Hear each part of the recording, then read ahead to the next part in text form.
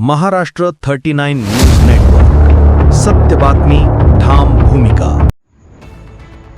शहादा समाज कल्याण वसतिगृहात अन्न विषबाधेची घटना. 40 ते 50 विद्यार्थी बाधित, 3 जणांची प्रकृती चिंताजनक. शहादा शहरातील समाज कल्याण विभागाच्या वसतिगृहात रविवारी अन्न विषबाधेची धक्कादायक घटना घडली.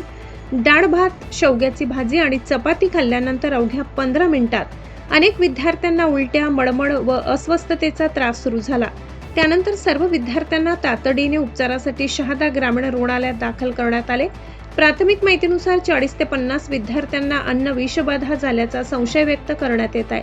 त्यापैकी 3 विद्यार्थ्यांची प्रकृती चिंताजनक असल्याने त्यांना पुढील उपचारासाठी खाजगी रुग्णालयात हलविण्यात आले.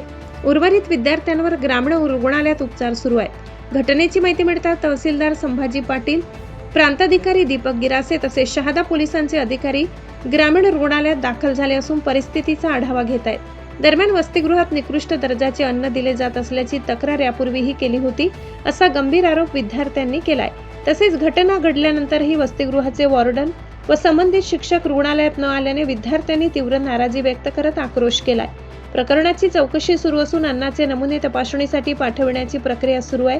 प्रशासनाकडून घटनेची सखोल चौकशी करण्यात येणार असल्याची माहिती मिळाली आहे. महाराष्ट्र 39 न्यूज नेटवर्क साठी दर्शन राजपूत, शहादा. सांगितलं होतं का सर्वांना? सर्वांना सांगितलं, आता एक पण सर नाही आले. पगार घेता का ते? एक रोहिदास सोडवी आणि वाटण एक कपिल सोनवणे. हा श्याम नावाचा आहे, बिहारी. पहिले पण सांगितलं होतं जेवणासाठी आम्ही आंदोलन केलं होतं. असं पण ऑर्डर आले नाही. नाव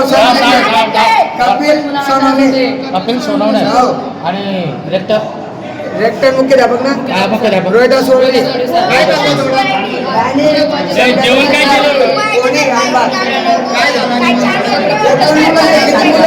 तिकडे पाहून घ्या तुम्ही किती मुलं. मी शहादामध्ये आपलं जे मुलांचं जे समाज कल्याणचं हॉस्टेल आहे तिथे गॅस्ट्रायटिस, फूड पॉयझनिंगची तक्रार आली होती. 40 मुलांना बरं वाटत नव्हतं आणि त्यापैकी 25 मुले आपल्या हॉस्पिटलमध्ये ॲडमिट झाले होते. त्यापैकी 20 मुले इथे 14 ते 20 मुले आता काही मुलांना बरे झाले ते रुरल हॉस्पिटल शहादामध्ये ॲडमिटेड आहेत आणि 5 मुले ज्यांना शिफ्ट केला होता एक प्रायव्हेट हॉस्पिटलमध्ये ICUमध्ये त्यांना ठेवला होता कारण थोडा SpO2चा आणि BPचा त्यांना त्रास होता.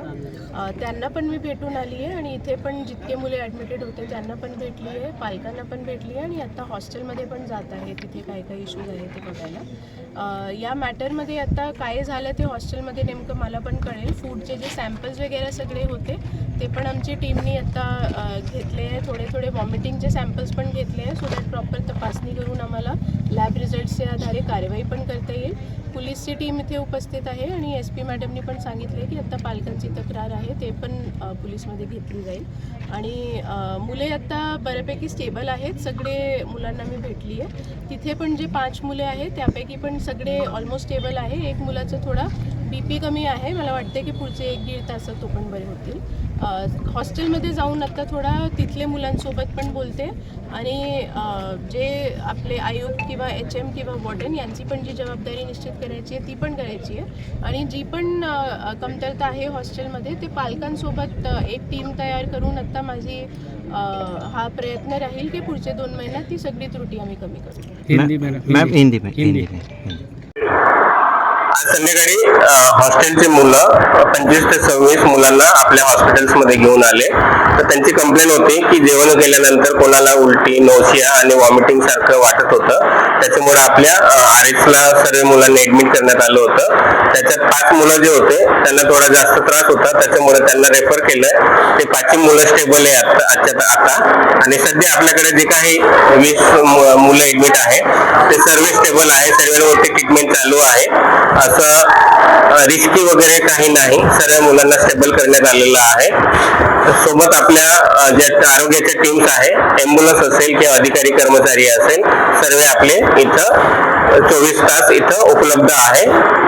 रात्री वगैरे काही अडचण आली तरी आम्ही त्यांना मदत करणार आणि काही उपचार जो काही लागेल तो आम्ही पूर्ण करणार. नमस्कार, मी आमदार राजेश पाडवी, शहादा तळोदा विधानसभा.